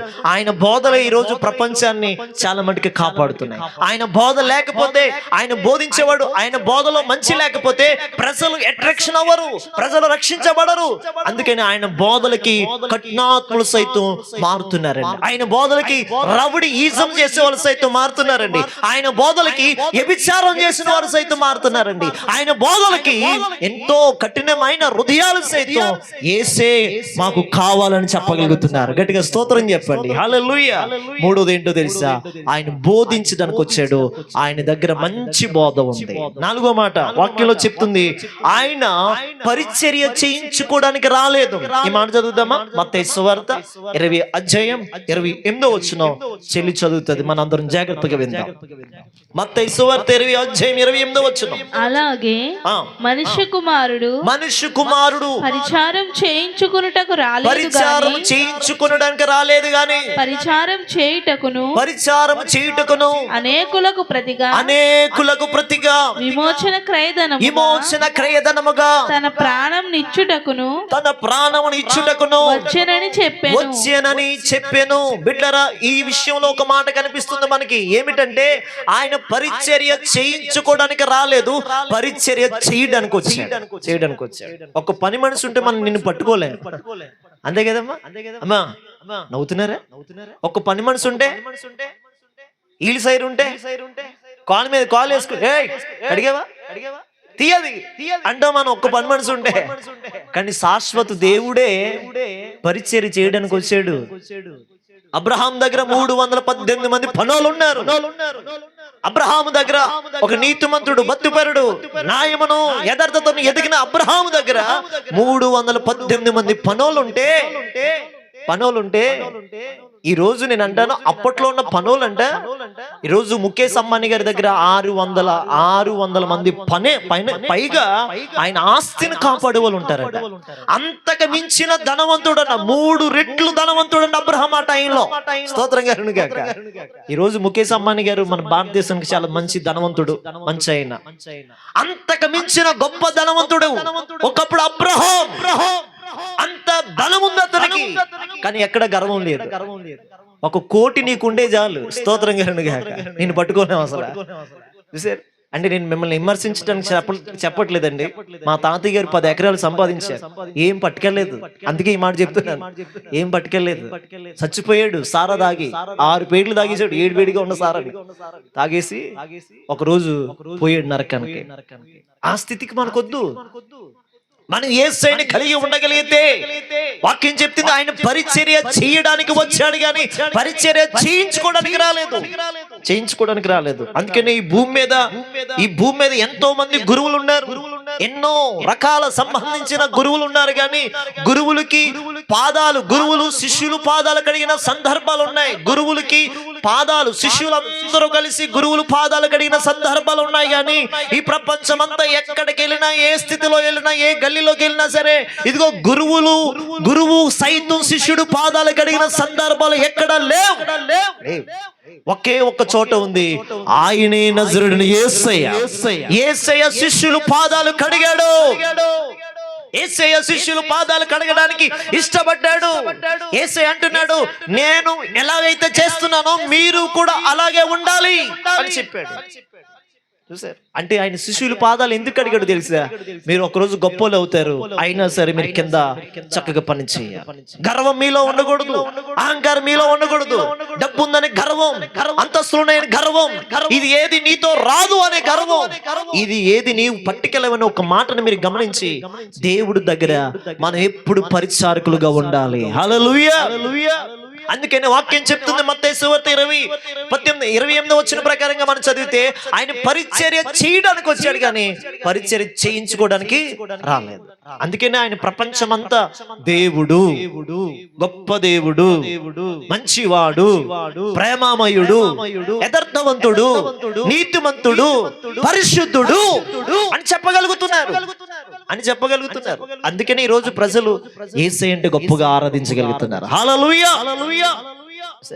అందుకని ఆయన పరిచర్య చేయడానికి వచ్చాడు. శిష్యులు పాదాలు కడిగిన గురువులు ఉన్నారండి, శిష్యులను కింద పెట్టే వాళ్ళు ఉన్నారు. కానీ ఒకవేళ శిష్యుడు ఎక్కడ పెద్దోడు అయిపోతాడేమో అని, శిష్యులు ఎక్కడ పెద్దోళ్ళు అయిపోయి నన్ను తొక్కేస్తారేమో అని అనుకునే గురువులు ఉన్నారు. కానీ గురువుల్ని పైకి లేవనెత్తి తాను కిందకి వెళ్ళిన సందర్భాలు లేవు. కానీ యేసులో మట్టుకి ఇవి మనం చూస్తాం. పరిశుద్ధ గ్రంథమైన యేసు క్రీస్తు ఆ మాటల్లో మట్టుకి మనం ఇవి చూడగలుగుతాం. ఆయన పరిచర్య చేయడానికి వచ్చాడు. నేను ఎలా చేస్తున్నానో మీరు కూడా అలా చేయండి అని చెప్పాడు. ఆ 12 మంది శిష్యులకి అదే చెప్పాడు యేసయ్య. 12 మంది శిష్యులు కూడా అలాగే చేశారు. గట్టిగా చప్పట్లు కొట్టండి. హల్లెలూయా. 4వ మాట దేవుడు చెప్తున్న మాట, 5వ మాట ఏమిటో తెలుసండి? ఆయన పాపమును తీసివేయడానికి వచ్చాడు. యోహాను సువార్త మొదటి యోహాను పత్రిక 3వ అధ్యాయం 5వ వచనం చదువుదాం. మొదటి యోహాను పత్రిక 3వ అధ్యాయం 5వ వచనం ప్రకారంగా పాపమును తీసివేయడానికి వచ్చాడు. చదువునా? పాపములను తీసివేయుటకై ఆయన ప్రత్యక్షమాయెను. మీకు తెలియను ఆయన యందు ఏ పాపము లేదు. గట్టిగా స్తోత్రం చెప్పండి, చప్పట్లు కొట్టండి. హల్లెలూయా. ఆయన యందు ఏ పాపము లేదు. ఆయన మనలో ఉన్న పాపాన్ని తీసివేయడానికి భూమి మీదకి వచ్చాడు. ఒకప్పుడు నేను కాలేజీ చదువుకున్నాడు, చాలా ఆలోచనలు ఉన్నాయి. ఒకప్పుడు మా అమ్మగారు తెలియకుండా చాలా చేసేవాడిని. ఒకప్పుడు నా స్థితి అంతా చెడిపోయింది. ఒకప్పుడు నా బ్రతుకంతా చెడిపోయింది. ఒకప్పుడు నాలోకి యేసయ్య ఉన్నాడు అనుకున్నాను కానీ లేడు. ఎందుకంటే నాలో ఉన్న జన్మ పాపం, కర్మ పాపం, క్రియల వల్ల వచ్చిన పాపం, పితల వల్ల వచ్చిన పాపం నా మీద ఏలుబడి చేసింది. అది ఎంతవరకు ఏలుబడి చేసిందంటే, నేను యేసుని నోటితో ఒప్పుకున్నంత మట్టికి, అంటే ఒప్పుకోలేదు గనక ఆ పాపం నన్ను ఏలుబడి చేస్తానే వచ్చింది. అంటే ఎప్పుడైతే యేసుని నోటితో ఒప్పుకుంటామో, ఆయన నా రక్షకుడు, ఆయన నా కోసం ప్రాణం పెట్టాడు, ఆయన నా కోసం కరిగిపోయాడు, ఆయన నా కోసం సిలువలో ఏలాడాడు అని మనం నమ్మితే, అప్పుడే మన పాపాలన్నీ సిలువ మీద కరిగిపోయాయి. గట్టిగా స్తోత్రం చెప్పండి. బిడ్డలారా, యేసు ప్రభు చెప్తున్నాడు, ఆయన పాపాన్ని తీసివేయడానికి వచ్చాడు, పాపిని ప్రేమించడానికి వచ్చాడు. అబ్బా, ఎంత మాట అండి, ఎంత మంచి మాట అండి. పాపిని దేశించడానికి రాలేదు. ఒకసారి బైబిల్లో ఒక మాట ఉంటుంది, ఒక సందర్భం. ఒక ఆమె పాపం చేస్తూ పట్టబడితే ఆ ధర్మశాస్త్రం ప్రకారంగా కొంతమంది ఏం చేయాలంటే రాయిలిచ్చి చంపాలి. వాళ్ళు ఏం చేశారంటే, పాపం చేసిన వదిలేశారు, ఆమెను మట్టుకు పట్టుకుండి యేసు ప్రభు ఏం చెప్తాడా అని చెప్పి యేసు ప్రభు దగ్గరికి తీసుకొచ్చారు. వీళ్ళందరూ ఒక్కొక్కరు చిన్నోడు చిన్నరాయి, పెద్దోడు పెద్దరాయి పట్టుకుండి ప్రతి ఒక్కరు వచ్చారండి. ప్రతి ఒక్కరు వచ్చి, యేసయ్యా ఈమె పాపం చేసింది, ఈమెకి ఏం చెప్తావు అంటే, యేసు అన్నాడు, మీలో ఎవరైనా పాపం లేనివాడుంటే మొదటి రాయి ఈమె మీద వేయండి. అంతే. ఎప్పుడైతే యేసుక్రీస్తు ప్రభువారు ఆ మాట అన్నారో యేసుక్రీస్తు ప్రభువు వారు పాపం చేసే ఆమెను పక్కన పెట్టి మీలో ఎవడైనా పాపం లేనివాడు ఎవరైనా ఉంటే, నీతిమంతుడు ఉంటే, పరిశుద్ధుడు ఉంటే, యథార్థవంతుడు ఉంటే మొదటగా ఒక్క రాయి ఈమె మీద వేయండి అనగానే వాళ్ళకి తెలుసు అంతరంగంలో పాపం ఉంది, హృదయంలో పాపం ఉంది, హృదయంలో శాపం ఉంది. వారు చిన్నవాడు మొదలుకొని పెద్దవాడు వరకు ప్రతి ఒక్కరూ పాపముతోనే ఉన్నారు. ఆ పాపం ఉంది కనుకనే రాయిలు అక్కడ తెచ్చునులందరూ పారేసి పీచే ముడ్డు, స్తోత్రంగా గాక. పీచే ముడ్డు అంటే అర్థమైందా మీకు? నేను ఎన్సీసీ చేసే ఉన్నా ఒకప్పుడు. పీచే ముడ్ అంటే వెనక తిరగమని, స్తోత్రంగా గాక. ఒరే నువ్వు పోకరా, స్ట్రైట్ గా వెనక తిరగరా బాబు అని చెప్పి. అంటే వాళ్ళందరూ కూడా ఏసే దగ్గరికి వచ్చారు, పీచే ముడ్డు తిరిగేశారు. అంటే పాపం లేనివాడు ఎవడు అక్కడ? అందరూ పాపం చేసిన వాళ్ళే. అమ్మా చాలా మంది అంటారు మనం నీతిగా లేకపోతే చెప్పవులేరా నీతి కౌరులు అంటారా? అనరా? మనం షార్ట్గా వెళ్ళిపోయిన తర్వాత భలే చెప్పిందరా నీతి కౌరులు అంటారా? అనరా? అమ్మా మత్త అంటే కొద్దిగా పల్లెటూరు వాస వాడుతున్నాను నేను, ఏమనుకోకండి. స్తోత్రం గారిని గాక. చెప్పవులే అమ్మా, నువ్వే నీతిగా లేవు, చెప్పేవులేవయ్యా, పెద్దోడివి కానీ నీతిగా నీకు ముందే నీకు లేదు బుద్ధి, మాకు చెప్తావా అంటారు కదండి. ఇప్పుడు వీళ్ళందరూ కలిసి యేసుప్రభు దగ్గరికి వస్తే యేసుప్రభు అన్నాడు, ఒరే తిరగండ్రా పీచే ముడ్డు, మీ పాపాలని నాకు తెలుసు అని చెప్పి ఆయన ఒక్కొక్కరి పాపాలు రాయిపోతుంటే వీళ్ళందరికి భయం వేసింది. స్తోత్రంగా గాక. భయం వేసి వెనక్కి తిరిగి వెళ్ళిపోతున్నారు. అప్పుడు ఆ పాపం మనిషిని అనగలను శక్తి, అమ్మా నువ్వు పాపివి అని చెప్పగలిగిన దమ్ము, ధైర్యము యేసు ఒక్కడికే ఉంది. ఎందుకంటే ఆయనలో ఏ పాపము లేదు. పాపం లేనివాడు యేసుక్రీస్తు ప్రభువువారు. యేసు ఒక్కడే పాపం లేనివాడు. ఆయన జన్మలో పాపం లేదు, క్రియలో పాపం లేదు. ఆయన కామ క్రోధ మద మత్సరాలు ఏ మాత్రము పాపం లేనివాడుగా జన్మించాడు. ఈరోజు మీరు చాలా విషయాలు వినొచ్చు, కానీ పాపము లేని వాడు ఒక్కడే, ఆయనే నజరేయుడైన యేసుక్రీస్తు ప్రభువువారు. ఆయన ఒక్కడే పాపం లేడు. అందుకనే పాపములో ఉన్న మనల్ని ఆయన పాపాన్ని తీసివేయగలిగిన శక్తి, ఆ దమ్ము, ఆ ధైర్యము యేసు ఒక్కడికే ఉంది. యేసు ఒక్కడికే ఉంది. అందుకనే యేసు అన్నాడు, నీ పాపాన్ని తీసివేయడానికి వచ్చాను. నీ హృదయంలో పాపం ఉందా? పడుకున్నప్పుడు ఎన్నో చెడుకల్లో వస్తాయి, పాపం. చూసిందల్లా కావాలంటావు, పాపం. భర్త ఉండగా పరాయి భర్త కావాలి నీకు, పాపం. కాలేజీకి వెళ్తుంటే పాపం, పార్క్కి వెళ్తే పాపం, బీచ్కి వెళ్తే పాపం. రకరకాలమైన పాపాలు ఉన్నాయి లోకంలో, ఎన్నో పాపాలు ఉన్నాయి. ఈ పాపాలన్నీ కూడా నీలోంచి పోవాలంటే యేసు నీలోకి రావాలి. యేసు వస్తేనే తప్ప నీవు పాపాన్ని జయించలే. యేసు ఒక్కడ నీకు పాపం మీద జయం ఇవ్వగలడు. యేసు ఒక్కడ నీ పాపానికి విజయం ఇవ్వగలడు. ఒకప్పుడు నా యవన ప్రాయంలో పాపంలో ఉంటున్న నా జీవితాన్ని యేసయ్యకి ఎప్పుడైతే ఇచ్చానో, యేసయ్యకి ఎప్పుడైతే అప్పగించానో, యేసయ్య నేను జయించలేకపోతున్నాను, నా వల్ల అవ్వట్లేదు, నాకు జయం ఇవ్వండి నేను అడిగాను. అప్పుడు యేసయ్య ఈ పరిశుద్ధ వాక్యాన్ని చదవడం ద్వారా, ఈ పరిశుద్ధ గ్రంథాన్ని చదవడం ద్వారా ఈ మాటలు, ఈ యొక్క వాక్యం అంతా నా జీవితంలోకి నూరు పోసుకుంటూ ఉండగా నాకు యేసయ్య పాపం మీద జయం ఇచ్చాడు. గట్టిగా చప్పలు కొట్టండి. పాపం మీద జయం ఇవ్వగలిగిన గొప్ప దేవుడు యేసుక్రీస్తు ప్రభువువారు. యేసుక్రీస్తు ప్రభువువారు. ప్రియ దేవుని బిడ్డ, ప్రియ దేవుని కుమార్తె కుమారుడా, వాక్యం చెప్తుంది యేసు పాపాన్ని తీసివేయడానికి వచ్చాడు కానీ పాపిని బాధ పెట్టడానికి రాలేదు. అంటే నీలో ఉన్న పాపాన్ని తీసివేసి పాపిని ప్రేమించడానికి వచ్చాడు. పాపిని ప్రేమించడానికి. ఆ మాట కూడా చదువుదామా? మత్తయి సువార్త 9:13 ప్రకారంగా ఆయన పాపిని ప్రేమించడానికి వచ్చాడు. అయితే నేను పాపులను, చూడండి, అంటే పాపులను సైతం పిలవడానికి వచ్చాడు. అమ్మా చెడిపోయిన ఎవరన్నా పిలుస్తారా? అమ్మ చెప్పండి అమ్మా, ఎవరు పిలుస్తారు? కానీ యేసయ్య పిలిచాడు. అవును, ఏమన్నాడు తెలుసా యేసయ్య? అమ్మా, అబ్బా ఎంత మంచి మాట అండి అది. ఇంతవరకు ఎవరైనా ఆమెని అమ్మ అని పిలుచుంటారా? ఇంతవరకు ఎవరైనా సరే ఆమెని అమ్మ అని పిలిచిన సందర్భాలు ఉన్నాయా? ప్రతి ఒక్కరూ ఆమెని ఏ రీతిగా పిలుచుంటారండి? ఒక పాపం చేసే స్త్రీని ఏమని పిలుస్తారు? చూసిన వాళ్ళు చిన్నోడు దగ్గర నుంచి పెద్దోడు దాకా ఎన్ని రకాలుగా పిలుస్తారు. ఆ దారంటే వెళ్ళిపోతుంటే నీళ్ళు తెచ్చుకోవడానికి వెళితే, మరొక రకంగా వెళితే, ఇన్ని రకాలుగా మన మాటలు వింటాం, ఎన్ని నిందలు వింటాం. ఆమెను చూసిన వాళ్ళందరూ ఏ రీతిగా చూస్తారు? పాపం ఆలోచనతో చూస్తారు. కానీ యేసు ఎలా చూశాడు తెలుసా? మంచి హృదయంతో చూశాడు. అమ్మా అని పిలిచాడు. ఆ మాటకి కరిగిపోయిందండి ఆమె జీవితం, ట్రాన్స్ఫర్మ్ అయింది, పశ్చాత్తాపపడింది. యేసయ్యా నువ్వు ఒక్కడే నన్ను అమ్మ అని పిలిచావు.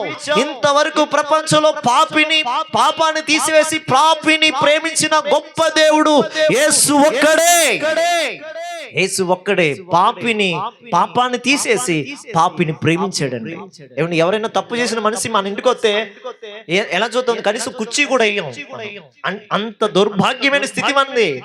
ఏమంటే ఎవరైనా పాపము చేసిన వాళ్ళతో, లేకపోతే తప్పు చేసిన వాళ్ళతో, ఎవరైనా ఒక నరహత్య, ఒక 10 మందిని చంపేసిన వాడు ఇక్కడికి వచ్చాడనుకో, ఆయన ఎంత దూరం పెడతామో మనం. ఎందుకో తెలుసా? వాళ్ళు మన క్రూరత్వాన్ని చూస్తాం కానీ మానవత్వాన్ని చూడలేం. అందుకని మానవత్వాన్ని చూశాడు యేసయ్య, మంచితనాన్ని చూశాడు యేసయ్య. ఈమె కూడా మంచిదే అని ఒక మంచి సర్టిఫికేట్ ఇచ్చాడు యేసయ్య. ఆమె అక్కడి నుంచి పాపం మానేసింది, యేసే గొప్ప రక్షకుడు అని నమ్ముకుంది. హల్లెలూయా. అందుకనే పాపము తీసివేసి పాపిని ప్రేమించడానికి యేసయ్య లోకానికి వచ్చాడు. ఇంకొక మాట, యోహాను సువార్త మనం చదువుకున్న వాక్యం పాఠము, ఆ బైబిల్ పాఠంలో చదువాము, 3వ అధ్యాయం 16వ వచనంలో అంటాడు. ఆ మాట చదువుదాం. దేవుడు లోకముని ఎంతో ప్రేమించెను. అంటే దేవుడు లోకాన్ని, అంటే మనల్ని, పాపులను ప్రేమించాడు, పాపాన్ని ద్వేషించాడు. పాపాన్ని తీసివేసి పాపిని దగ్గరకు చేర్చుకున్నాడు. ఒక తండ్రి తన బిడ్డలు తప్పు చేస్తే ఎందుకు చేసావురా అంటారు, తర్వాత ఏం చేస్తారు తెలుసా? అత్తుకుంటారు. అది యేసే లక్షణం. యేసే అలా ఉండగలిగాడు, యేసే అలా చేయగలిగాడు. యేసు ఒక దేవుడిగా, ఒక మానవుడుగా ఆయన పాపిని ప్రేమించగలిగాడు. ఆ కెపాసిటీ యేసు ఒక్కడికి ప్రపంచంలో దక్కింది. గట్టిగా స్తోత్రం చెప్పండి. 4వ మాట, 6వ మాట చెప్పి నేను ముగిస్తాను బిడ్డల త్వరగా. ఆయన 6వది ఏమిటంటే నిత్య జీవాన్ని ఇవ్వడానికి వచ్చాడు. అందరూ చెప్పండి మీ పక్క వారికి, నిత్య జీవం ఇవ్వడానికి వచ్చాడు. నిత్య జీవాన్ని ఇవ్వడానికి వచ్చాడు. నిత్య జీవం ఎవరి వల్ల కలగదు. మనం అనుకుంటాం మనుషుల వల్ల వస్తుందా? ఒక కొట్టి దగ్గరికి వెళ్ళి మంచిగా, ఈ పిఠాపులో మంచి షాప్ ఏంటి? డిమార్ట్ ఉందండి, స్తోత్రం కదా. డిమార్ట్ లేదా? రిలయన్స్ దగ్గరికి వెళ్ళి అయ్యా మాకు నిత్య జీవం ఇస్తారా అంటే ఆడు పైకి చూస్తాడు, ఇక్కడ నిత్య జీవం దొరకదురా బాబు అనుకుంటాడు. అన్ని ఉంటాయి కానీ నిత్య జీవం ఉండదు కొట్లో. ఏ స్థలానికి వెళ్ళినా, ఎక్కడికి వెళ్ళినా నిత్య జీవాన్ని అమ్మేవారు లేరు. నిత్య జీవం ఎవరి వల్ల ఇవ్వడానికి అవకాశం లేదు. ఈ నిత్య జీవాన్ని ఇంకొక భాషలో, మన భాషలో చెప్పాలంటే మోక్షము. చూసారు బిడ్డ? అందుకని నిత్య జీవాన్ని అంటున్నాడు యేసు. చెప్తున్నాడు నా ద్వారా తప్ప. యోహాను సువార్త 14వ అధ్యాయం 6వ వచనం ప్రకారంగా, యోహాను సువార్త 14వ అధ్యాయం 6వ వచనం ప్రకారంగా, నేనే మార్గము, నేనే సత్యము, నేనే జీవము, నా ద్వారా తప్ప తండ్రి యొద్దకు, పరలోకానికి, మోక్షానికి నా ద్వారా తప్ప ఎవరును వెళ్ళలేరు. యోహాను సువార్త 3:16 ప్రకారంగా ఆయన లోకాన్ని ప్రేమించాడు. ఎలా ప్రేమించాడు? తన అద్వితీయ కుమారుని లోకంలోకి పంపి ఆయన యందు విశ్వాసముంచిన వాని ద్వారా పరలోక రాజ్యానికి వెళ్ళడానికి అవకాశం ఉంది. అంటే నేను అంటాను, యేసు నందు ఎవరైతే విశ్వాసం ఉంచుతారో, యేసు నా రక్షకుడు, యేసు నా కోసం ప్రాణం పెట్టాడు, యేసు నా కోసం విశ్వాసము, యేసు నా కోసం కలవరి శిలువలో ప్రాణం పెట్టాడు, యేసు నా కోసమే, ఇదిగో నా తలంపుల కోసం ఆయన కలవరి శిలువలో, ఇదిగో తలంపుల కోసం శిలువలో ఆ తలంపుల మీద కిరీటం పెట్టించుకున్నాడు. చేతుల ద్వారా జరిగిన పాపానికి చేతుల్లో మేకులు కొట్టబడ్డాయి, కాళ్ళ ద్వారా జరిగిన పాపానికి కాళ్ళలో మేకులు కొట్టబడ్డాయి, నా శరీరం ద్వారా జరిగిన పాపానికి శరీరం అంతా దున్నబడింది. ఆయన నిలువెల్లా చీల్చబడ్డాడండి. చరిత్రకారులు చెప్తున్నారు పంచి గాయాలు ఆయన శరీరం మీద ఉన్నాయి. ఈ పంచి గాయాలను పక్కన పెడితే 5,000 గాయాలకు పైగా యేసుక్రీస్తు ప్రభువారు శరీరం మీద ఉన్నాయి. అంతగా మన కోసం ప్రయాసపడ్డాడు, అంతగా మన కోసం ఇష్టపడ్డాడు. ఆయన ఎందుకు వచ్చాడు అంటే నిన్ను రక్షించడానికి వచ్చాడు, నీకు బదులు ఆయన ప్రాణం పెట్టడానికి వచ్చాడు. ఒకప్పుడు మా అమ్మగారికి యేసయ్య అంటే తెలీదు. ఎప్పుడైతే తెలిసిందో ఈరోజు యేసయ్య అంటే పిచ్చి మా అమ్మకి. మా అమ్మ చెప్తుంది యేసయ్య మనకు రక్షకుడు రా, యేసయ్య మనం రక్షించడానికి వచ్చాడు. మా ఊర్లో ఉన్న మంచి క్వాలిటీ, నిజాయితీ, మా కుటుంబానికి ఏలైతే చూపించేవారు లేరు, కానీ దేవుడు గొప్ప కృప ఇచ్చాడు. వీరు దేవుడు గొప్పవాడు. హల్లెలూయా. ఈరోజు దేవుడు అన్ని ఇచ్చాడు, ఏది తక్కువ చేయలేదు. అలాగని చెప్పి ఇవ్వకపోయినా మేము ఆయన దేవుడు కాదనం. ఆయన నిత్య జీవం ఇస్తాడు. చూసారా, బైబిల్లో ఒక సంఘటన ఉంటది, ఒక ఉదాహరణ. ధనవంతుడు ఉన్నాడు. ధనవంతుడు చక్కటి వస్త్రాలు వేసుకుని చక్కటి పెద్ద పెద్ద కారులో తిరుగుతూ తన జీవితాన్ని కొనసాగిస్తూ, అతడు కూడా దేవుడు అంటే ఇష్టమే, కానీ దేవుని యందు విశ్వాసం ఉంచలేదు. అబ్రహాము కుమారుడిని పిలబడుతున్నాడు, సరే అతని జీవితంలో ఎక్కువ దేవుని మీద ప్రేమ లేక ఆజ్ఞలు పాటించగా అతడు కూడా ఏమయ్యాడంటే, ఆ ధనవంతుడు ఒక రోజు మరణానికి గురయ్యాడు. అతని ఇంటి ముందే ఉంటున్న లాజరు అనబడుతున్న ఒక పేదవాడు ఉన్నాడు. ఆ పేదవాడు యేసునందు విశ్వాసం ఉంచాడు. యేసునందు విశ్వాసం ఉంచి ఆ పేదవాడు ధనవంతుడు మిగిలిపోయి పారేసే చెత్త కుండీలో పారేస్తున్న ఆ ఫుడ్డును తినడానికి ఈ లాజరు వెళ్తుంటుంటే, ఈ లాజరు వెళ్ళడానికి ముందే కుక్కలు అక్కడ ఉండి ఆ కుక్కలు ఆ ప్యాకెట్ కట్టేసిన కవర్ ఉంటది కదా, పారేసే కవర్, ఆ ప్యాకెట్ తీసే ముందే ఇతను వెళ్ళి తినబోతుంటే కుక్కలు వస్తే ఈ కుక్కలను కొట్టుకున్న ఆ పేదవాడు ఆ ధనవంతుడు చూస్తున్నా సరే పట్టించుకోలేదు. ఆ పేదవాడిని పలకరించలేదు, పేదవాడిని ఆదరించలేదు, పేదవాడికి పట్టడన్న అంత అన్నం పెట్టలేదు. అతని స్థితి దీన స్థితే లాజరుది. ధనవంతుడు బాగున్నాడు, లోకంలో ఉన్నని చెప్పు. ధనవంతుడు మంచి రిచ్గా బ్రతికాడు, కద్దరు వస్త్రాలు, మంచి స్థితి, మంచి పేరు, మంచి కుటుంబం, పెద్ద కుటుంబం ఉంది. కానీ ఈ లాజరుకి వెనక ముందు ఎవరు లేరు. కానీ ఒక్కరు ఉన్నారు, యేసు ఉన్నాడు. యేసు ఒక్కడే అతనికి ఆధారం. యేసయ్యని అంటున్నాడు, ఆ కవర్ తీసుకుండి కుక్కలను కొడుతుంటుంటే, కుక్కలు వచ్చి పడుతుంటుంటే ఈ కుక్కలు అంటున్నాయి, ఇతను ఎవర్రా బాబు, మనం తినేస్తున్నాడు అని చెప్పేసి అది తింటుండే. ఇతనికి శరీరం బాగోలేదు, అనారోగ్యము, ఒక వ్యాధి. ఆ యొక్క పుండులన్నీ పగిలిపోయి రస్సి కారుతుంటుంటే ఆ కుక్కలండి ఆ రస్సి కారుతున్న ఈడు ఎలాగా మనం తినేస్తున్నాడు, మన వంతు తినేస్తున్నాడు, ఆ రస్సులు నాకుదామని చెప్పి ఆ రస్సులు నాకుతున్నాయి కుక్కలన్నీ కూడా. ఇలా ఉంది అతని జీవితం. ఇవ్వలేదని దేవుని దూషించలేదు, ఆరోగ్యం ఇవ్వలేదని దేవుని దూషించలేదు, కానీ ఒకటే అన్నాడు, నేను యేసునందే విశ్వాసం ఉంచుతాను. నేను మరణిస్తే నాకు పరలోక రాజ్యం ఇచ్చేది ఆయనే. నమ్మాడు. ఒకరోజు చనిపోయాడు, ధనవంతుడు చనిపోయాడు. ధనవంతుడు ఎక్కడున్నాడు తెలుసా? నిత్య నరకములో ఉన్నాడు, పాతాళములో ఉన్నాడు, నరకములో ఉన్నాడు. నరకంలో ఉండి అంటున్నాడు, ఏమన్నాడు తెలుసా? అయ్యా తండ్రి అయిన అబ్రహామా, నా యందు కనికరపడి తన వేలుకొనను. ఎవరు వేలుకొనను? ఇక్కడ ఉన్నప్పుడు లాజరు ఎలా ఉన్నాడు? దరిద్రుడు, దీనుడు, ఏమీ లేదు, వెనక ముందు ఎవరు లేరు, దేవుడే ఆధారము, దేవుడే ఆధారం అని బతికాడు. ఒకవేళ నేను ఇక్కడ బాగోకపోయినా అక్కడ నాకు శ్రేష్టమైన గృహం ఉంది, అక్కడ నాకు పరలోక రాజ్యం ఉంది. ఆయన యందు విశ్వాసం ఉంచాను, నోటితో యేసును ఒప్పుకున్నాను కాబట్టి యేసును ఒప్పుకున్న ప్రతి జీవితం ఒక్క రోజు కన్ను మూస్తే యేసయ్య ఇచ్చే నిత్య సత్యమైన శ్రేష్టమైన ఆ నిత్య పరలోక రాజ్యంలో, నిత్య జీవంలో, మోక్షములో ఉండడానికి అవకాశం ఉంది. దరిద్రుడు చనిపోయాడు. అబ్రహాము రొమ్మున తండ్రి పాదాల దగ్గర శ్రేష్టమైన ఆ హెవెన్, ఇంగ్లీష్ లో చెప్పాలండి హెవెన్, పరలోక రాజ్యంలో అబ్రహాము దగ్గర ఉన్నాడు. ఇప్పుడు నరకములో ధనవంతుడు ఉన్నాడు.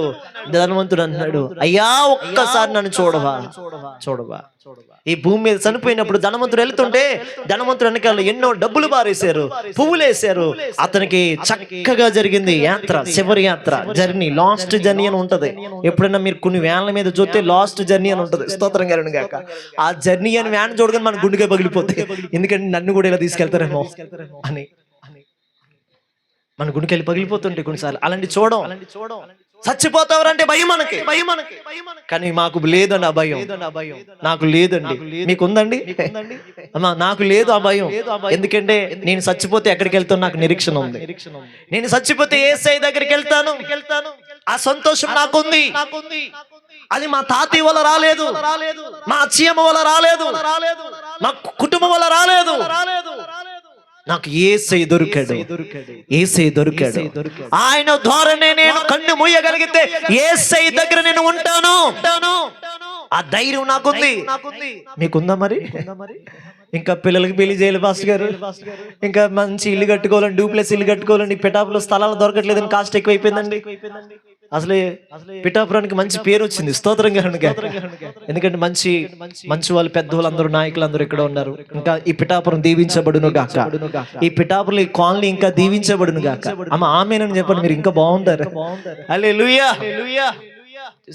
ఇలాంటి టైంలో మనం నిరీక్షణ ఉంచగలిగితే, లాజరు అంటున్నాడు, లాజరు ఆ ధనవంతుడు అన్నాడు, అయ్యా ఒక్కసారి ఆ ఏలు కొన ముంచి, ఆ లాజరు ఏలు కొన ముంచి, ఒరే నువ్వు ఎప్పుడైనా లాజరు ముఖం చూసావరా? గోడ బయటకు వచ్చి, ఒరే నువ్వు ఎందుకు ఇక్కడ ఉన్నావు అడిగావా అసలు? అండి, ధనవంతుడుగా ఉన్నప్పుడు ఎప్పుడైనా అడిగాడా? ఈ ధనవంతుడు ఇంట్లోంచే ఆ డూప్లెక్స్ ఇంటి నుంచే పైకి చూసి ఆడిపోతాడులే, ఆ కబుర్లో ఆడికి కబుర్లు తినడమే ఇష్టం, అలాగే పెట్టడమే ఇష్టం. అమ్మా మీ ఇంటికి పేదోళ్ళు వస్తే, మీ ఇంటికి ఎవరైనా అమ్మా అని వస్తే వాళ్ళు వీళ్ళని చూడకండి, పెట్టడం ఇష్టపడండి.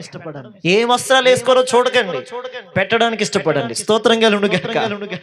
మన వస్త్రాలు చూసి చేసేది కాదండి ఇది. ఎవరైనా సరే అమ్మా అని పిలిస్తే నువ్వు పట్టిడి అన్నం పెడితే అది పరలోక రాజ్యంలో రాయబడుతుంది. ఒకసారి నేను గుంటూరు వాక్యాన్ని చెప్పడానికి వెళ్ళాను. గుంటూరు వాక్యాన్ని చెప్పడానికి వెళితే ఆ ప్రాంతంలో ఒక పాస్టర్ గారు నన్ను కార్ మీద తీసుకెళ్తున్నారు. కార్ మీద తీసుకెళ్తుంటే ఒక చోట మేము మార్నింగ్ టైం, అది టిఫిన్ చేసే టైం, ఆపారు హోటల్ దగ్గర. ఆ హోటల్ దగ్గర మేము అందరం టిఫిన్ చేసేసి వచ్చేస్తున్నాం.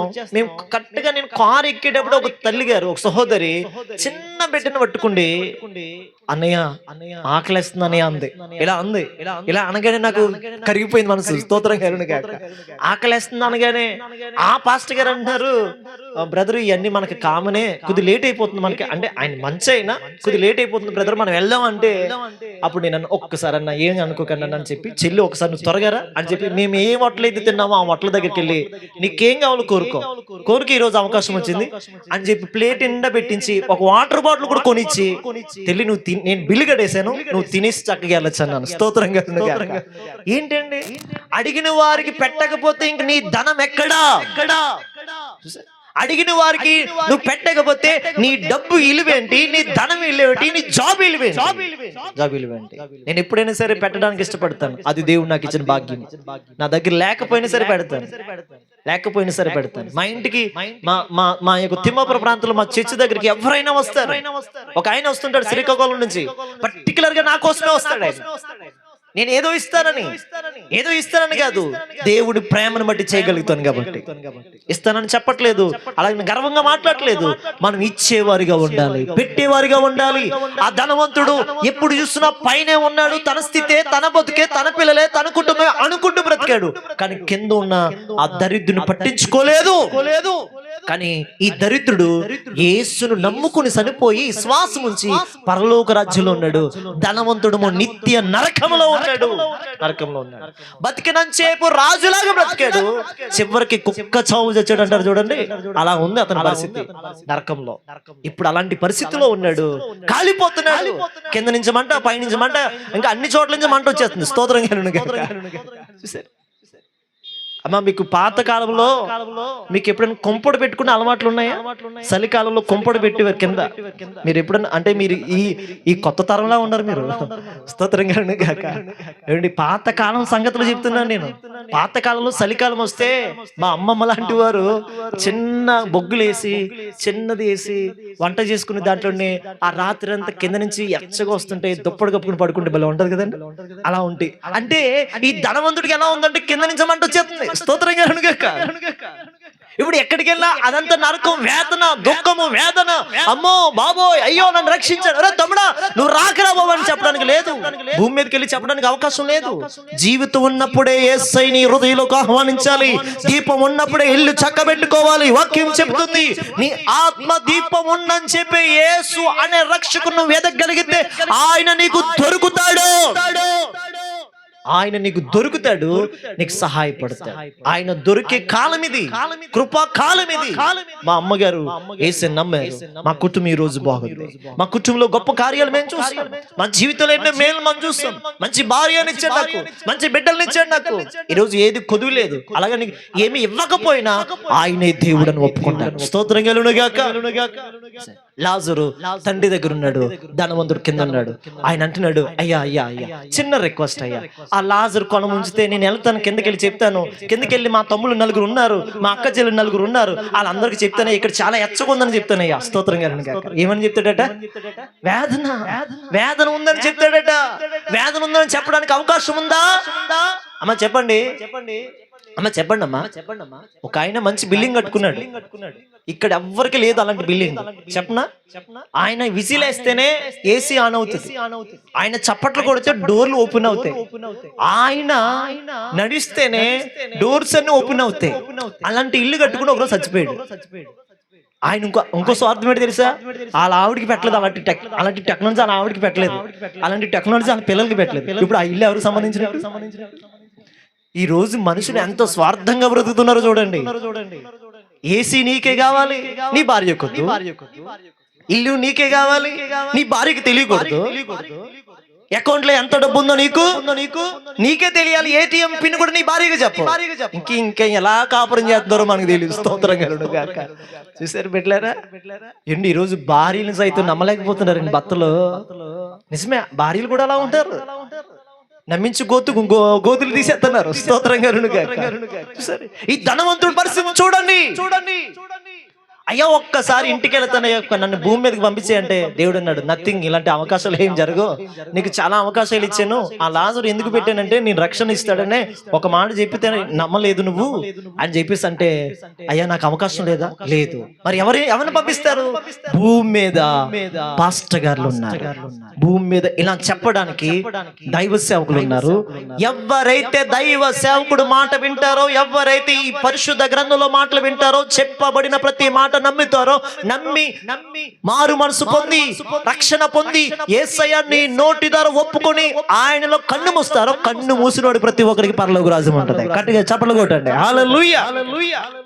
అంటే చెప్పడానికి ఈ రోజు నేను తిమ్మాప నుంచి ఎందుకు రావాలి? మీరు ఏదో నాకు ఇస్తారని కాదు, నా బాధ్యత, నా బాధ్యత చెప్పాలి. అందుకనే చెప్పడానికి ప్రభు పంపించాడు. చెప్పితే వింటే మీ జీవితం అద్భుతకరంగా ఉంటది. ఆ రక్షకుడు మీ ఇంట్లోకి వస్తాడు, ఆ గొప్ప దేవుడు మీ ఇంట్లోకి వస్తాడు, మీ జీవితాన్ని వెలిగిస్తాడు. మీ జీవితంలో ఒక్కరోజు మీ ఇంట్లో ఎవరైనా సరే, నేను అంటాను ప్రతి ఒక్కరికి మరణం అంటే భయం. ప్రతి ఒక్కరికి మరణం ఉందా లేదా? కానీ మనం ఎలా బతుకుతామంటే, నేను ఇంకా చచ్చిపోను, నాకు ఇంకా టైం లేదు, అంతే కదండి. అలా బతకపోతే మనం ఉండలేం కదా. నేను ఇంకా చచ్చిపోను, ఇప్పుడు చచ్చిపోయిన ఇంటికి వెళ్ళమండి, నేను ఇంకా చచ్చిపోను, బతుకుతాను 10 సంవత్సరాలు, పిల్లకి పెళ్లి చేయాలి, మంచి ఇల్లు కట్టుకోవాలి, మంచి కారు కొనుక్కోవాలి, 4 ఎకరాలు సంపాదించాలి, ఒక టీచర్ జాబ్ సంపాదించాలి, స్తోత్రంగా అనుకుంటూ బతుకుతాం. అలా బతకకపోతే మనం బ్రతకలే. కానీ మరణం మట్టికి ఖచ్చితంగా ఏదో రోజు మనకు వస్తుంది. అది వాస్తవం కాదా? చెప్పండి అమ్మా. పుట్టినవాడు గిట్టక తప్పదు. ఖచ్చితంగా ఏదో రోజు మనము కూడా వాళ్ళు వెళ్ళిపోతున్నారు, అదే మార్గంలో మనం వెళ్ళిపోవాలి. అయితే వారు వెళ్ళినట్టు కాదు, మనం యేసుని నోటితో ఒప్పుకుని విశ్వాసం ఉంచి యేసులోని మరణించగలిగితే మనకి మోక్షం ఉంది. హల్లెలూయా. ఒకరోజు చిన్న విషయాన్ని చెప్పి నేను ముగిస్తాను. అమెరికా ప్రాంతంలో ఒక సహోదరి మర్లిన్ మోనో అనబడుతున్న ప్రపంచ ప్రఖ్యాతిగాంచిన ఒక మంచి నటి, ఒక మంచి సింగర్, అందగత్తె, ప్రపంచానికి అందగత్తె, ఇంకెవరు సరిపోరు ఆవిడ ముందు. మన మొక్కలు ఏమి సరిపోరు. స్తోత్రంగా అంత అందగత్తె. ఒక రోజు అమెరికా అధ్యక్షుడు జాన్ ఎఫ్ కెనడీ అనబడుతున్న ఆ అమెరికా ప్రెసిడెంట్ గా ఉన్న ఆయన, పెద్దగా ఉన్న ఆయన అన్నాడు, నేను నిన్ను వివాహం చేసుకోవాలనుకుంటున్నాను మొర్లిన్, కాబట్టి వివాహం చేసుకుందాం అంటే ఆమె అంటుంది, ఏమంటుందో తెలుసా? నువ్వు కేవలం అమెరికాకే అధ్యక్షుడివి, నువ్వు కేవలం అమెరికాకి దేశానికి మాత్రమే పెద్దవాడివి, నేను ప్రపంచానికి అందకత్తిని అని గర్వించి, నో నేను వివాహం చేసుకోండి అని చెప్పిందంట. ఎవరిని? ఒక అమెరికా అధ్యక్షుడు నేను నిన్ను వివాహం చేసుకుంటానంటే ఆమెకున్న అందాన్ని బట్టి, మంచి పేరుని బట్టి ఇలాంటి వాళ్ళని చేసుకుంటే బాగుంటుందేమో అనుకోండి. కెనడీ అడిగితే నో అని చెప్పింది. ఒకప్పుడు తన స్థితి ఎంతో దౌర్భాగ్యమైన స్థితి, కింద నుంచి పైకి వచ్చింది, అందాన్ని సంపాదించింది, బ్యూటీ పార్లర్కి వెళ్ళలేని స్థితి లేదు, తన జీవితం అంతా రకరకాలుగా జీవించింది, అందాన్ని సంపాదించి ప్రఖ్యాతి కంచిన వారితో చాలా చక్కగా ప్రపంచాన్ని అంతటిని కూడా ఊగించేంత తన అందాలతో, అంద చందాలతో ప్రతి ఒక్క యవనస్తుని పడగొట్టడం జరిగింది. అనేకమైన జీవితం అంతా ఆమెకు ఉంది. కానీ ఒక్కొక్క సమయంలో ఆమె జీవితంలో మనం చూస్తే ఒకనొక సమయంలో డాక్టర్ బిల్లీ గ్రామ్ అనే గొప్ప దైవ సేవకుడు, అమెరికాకి చెందిన కోట్ల మందిని సంపాదించిన, ప్రభు కోసం నడిపించిన గొప్ప దైవ సేవకుడు ఒకరోజు ఫోన్ చేసి, మొర్లిన్, దేవుడు నీతో చెప్పమన్నాడు, దేవుడికి సమయం ఇస్తావా? దేవుడి మాటలు వినడానికి దేవుడికి సమయం ఇస్తావా? ఒక్క సమయం నువ్వు ఇస్తే దేవుడు నీతో మాట్లాడతాడంట అని చెప్పినప్పుడు ఆమె ఏమందో తెలుసా? నేను ప్రపంచానికి అందగత్తిని, నా ముందు ఎవరు సరిపోరు, నీకు నీ దేవుడికి నా దగ్గర టైం లేదు అని చెప్పింది. ఏం చెప్పిందమ్మా? ఏమని చెప్పింది అంటే, నేను అంటాను సృష్టికర్తకే టైం లేదని చెప్పిందామే. అంటే చూడండి ఎంత రేంజ్కి వెళ్ళిపోయిందామే. ఒకప్పుడు స్థిర స్థితి, కింద స్థితి, కానీ ఒక సమయంలో దేవుడు ఆమెను దీవించాడు, ఆశీర్వదించాడు, ప్రపంచానికి ఒక స్టార్ గా ఉంది. అయినా సరే ఆమె అంటుంది నీ దేవుడికి నీకు టైం లేదు అని చెప్పి ఫోన్ పెట్టి. అంటే పాపం బిల్లీ గ్రామ్ గారు అనుకున్నారంట, అయ్యో ఎంత నష్టాన్ని కొని తెచ్చుకుంటుంది అనుకుంటూ బాధపడుతూ ఫోన్ పెట్టేశారు. ఆయన కొన్ని రోజుల తర్వాత, బహు తక్కువ కాలంలోనే ఆమె ఏం చేసిందో తెలుసా? ఆత్మహత్య చేసుకుని చచ్చిపోయింది. 1963 ఆగస్టు 4వ తేదీన అర్ధరాత్రి 12:30 చనిపోయింది. 1963 12:30 చనిపోయింది. ఇప్పటిదాకా కూడా ఆమె ఎందుకు చచ్చిపోయిందో ఇంతవరకు కూడా మిస్టరీగానే, కనబడని స్థితిగానే ఉండిపోయింది. నేనంటాను దేవుణ్ణి దగ్గరికి వచ్చాడు, దేవునికి అవకాశం ఇచ్చాడు. దేవుడు తిమ్మాపు నుంచి ఇక్కడ పంపడానికి కారణం ఏంటంటే దేవుడు నీతో మాట్లాడని ఇష్టపడుతున్నాడు. నువ్వు టైం లేదని చెప్తే ఆయన వస్తున్నాడు, ఆయన రాబోతున్నాడు. 3వ ప్రపంచ యుద్ధానికి దగ్గరగా ఉంది మన ప్రపంచం. అర్థమవుతుందా మీకు? మనం ఇలా ఉంటాం అనుకోకండి, రోజుకి ఇలా పోతుంది అనుకోకండి. కాలం సమీపిస్తుంది, ప్రభు రాబోతున్నాడు, ప్రభు రాబోతున్నాడు. ఆయన అంటున్నాడు ఆయనకి టైం లేదని చెప్పేంత దమ్ము ఎవరికైనా ఉందా భూమి మీద? లేదు. సృష్టికర్తని మర్చిపోయింది ఆమె. టైం లేదని చెప్పింది, వ్యతిరేకించింది, గర్వించింది. తన అందాన్ని బట్టి, అందమే తనకి సొంతం అనుకుంది. అనుకోకుండా తాను మిస్ అయిపోయింది, లోకాన్ని విడిచిపెట్టి వెళ్ళిపోయింది. అప్పుడు ఈ విషయం దైవ సేవకులు బిల్లీ గ్రామ్ గారికి తెలిస్తే ఆమె బాధపడ్డాడు. అయ్యో, దేవుడు ఒక అవకాశం ఇచ్చాడు మారడానికి, దేవుడు ఒక సమయం ఇచ్చాడు. తన వాక్యం, దేవుడి మాటలు వినడానికి ఆమె వినియోగించుకోలేదు. మీకు అర్థమవుతుందా? మీరందరూ ధన్యులు, మీరు వినియోగించుకున్నారు ఈ రాత్రి. ఇంకా ఎవరైతే ఈ మాటలు వింటున్నారో వారందరూ ధన్యులు. ఈ కాలనీ వాళ్ళు ఉన్న వారందరూ ధన్యులు. ఎందుకంటే ఈ మాటలు మళ్ళీ చెప్పడానికి రాలేదు, ఒకవేళ రాకపోవచ్చు. కాబట్టి నేను అంటున్నాను ఇదే లాస్ట్ సమయమేమో, ఇదే లాస్ట్ గడియేమో నీకు. అందుకే ప్రభు చెప్తున్నాడు ఆయన నీ కోసం ప్రాణం పెట్టాడు, ఆయన నీ కోసం రక్తం కార్చాడు. ఆయన లాగా ప్రాణం పెట్టిన వాడు లేడు, ఆయన లాగా రక్తం కార్చిన వాడు లేడు, ఆయన లాగా పశ్చాత్తాపి నా పాపిని ప్రేమించి పాపాన్ని తీసివేసే మహాత్ముడు లేడు. అందుకని బిడ్డలారా ప్రభు చెప్తున్నాడు నిత్య జీవాన్ని ఇవ్వడానికి వచ్చాడు యేసుక్రీస్తు ప్రభువారు. కాబట్టి ఈ రాత్రి నువ్వు యేసుని విశ్వసించగలిగితే, యేసుని ఒప్పుకోగలిగితే, యేసుని నీ జీవితంలోకి రాగలిగితే, ఈ భూమి మీద గొప్పవారు అనబడుతున్న వారిలో ఆయన ఇంకొక మాట చెప్పాడు. ఈ భూమి మీద అలెగ్జాండర్, హిట్లర్, పెద్ద పెద్ద మహానుభావులు ఈ భూమిని, భారతదేశాన్ని ఏలుబడి చేశారు. అయితే వారి సమాధులు చూడడానికి బయటగా అందంగా ఉండొచ్చు గానీ సమాధిలోని వారి శరీరాలతో పాటు స్కిల్ట్ అంటే నేను అంటాను ఎముకలు కూడా ఉన్నాయి. ఈ రోజు కూడా మనం వెళ్ళి చూస్తే ఆ ఎముకలు మనకు దొరుకుతాయి. కానీ ఒక సమాధి ఉంది, ఆ సమాధి మాత్రమే ఖాళీగా ఉంది. హల్లెలూయా! ఆ సమాధి యేసు క్రీస్తు ప్రభు తిరిగి లేచిన సమాధి. హల్లెలూయా! హల్లెలూయా! బిడ్డలారా మీరు నమ్మండి. ఒకవేళ నమ్మినా ప్రాబ్లం లేదు, నమ్మకపోయినా మాకు ఇబ్బంది లేదు. చెప్పడం మటుకు మా ధర్మం. స్తోత్రంగా గాక. నువ్వు నమ్మితే దీవించబడతావు, ఇంటే దీవించబడతాం. ఆయన బోధలు మా జీవితంలో ఎంతో ప్రభావితం చేస్తున్నాయి, మమ్మల్ని వెలిగిస్తున్నాయి, మా జీవితాలు బాగు చేస్తాయి. ఈరోజు మిమ్మల్ని కూడా బాగు చేస్తాయి, మిమ్మల్ని కూడా ఆశీర్వదిస్తాయి. అయితే ఎందుకు ఆయన నమ్ముకున్నామంటే ఇల్లు ఇస్తాడని కాదు, ఎకరాలు ఇస్తాడని కాదు, ఏదో పేరు ప్రఖ్యాతి ఇస్తాడని కాదు. మేము చనిపోతే నిత్య జీవం ఇచ్చేవాడు ఆయన ఒక్కడే, ఆయన ఒక్కడే. కాబట్టి నిత్య జీవానికి కర్త, నిత్య జీవం ఇవ్వగలిగిన సమర్థుడు, మోక్షానికి అధిపతి ఆయన ఒక్కడే. అందుకే ఆ మాట చెప్పాడు, నేనే మార్గం, నేనే జీవం, నేనే సర్వం, నేనే సత్యం, నా ద్వారా తప్ప ఎవరును తండ్రి యొద్దకు రాలేరు అని చెప్పాడు. కాబట్టి ఆయన విశ్వసించండి, హృదయంలో తలంచుకోండి. మీ కష్టాలు వచ్చినప్పుడు, బాధలు వచ్చినప్పుడు, ఇబ్బంది కలిగినప్పుడు యేసుని తలంచుకోండి. యేసే మీకు సహాయం చేస్తాడు. నాకు సహాయం చేసిన దేవుడు, అయ్యగారికి సహాయం చేసే దేవుడు, ఇక్కడ ఉన్న కొంతమందికి సహాయం చేసిన దేవుడు, ఈ పిఠాపురంలో మీకు కూడా దేవుడు సహాయపడతాడు. అటువంటి దేవుడు కావాలి, అటువంటి ప్రభు మాకు కావాలి. అలాంటి నిత్య జీవాన్ని ఇచ్చే యేసు నేను వదులుకోను, నేను సమయం లేదు అని చెప్పను అంటే గనక ఒకసారి లేచి నిలబడతారా? లేచి నిలబడతారా? మీకు 6 విషయాలు చెప్పాను. 1, ఆయన బాగు చేయడానికి వచ్చాడు. 2, నశించిపోతున్న మనల్ని ఆయన రక్షించడానికి వచ్చాడు. 3, ఆయన బోధలు ప్రపంచాన్ని కదిలించాయి, మంచి మాటలు చెప్పడానికి వచ్చాడు.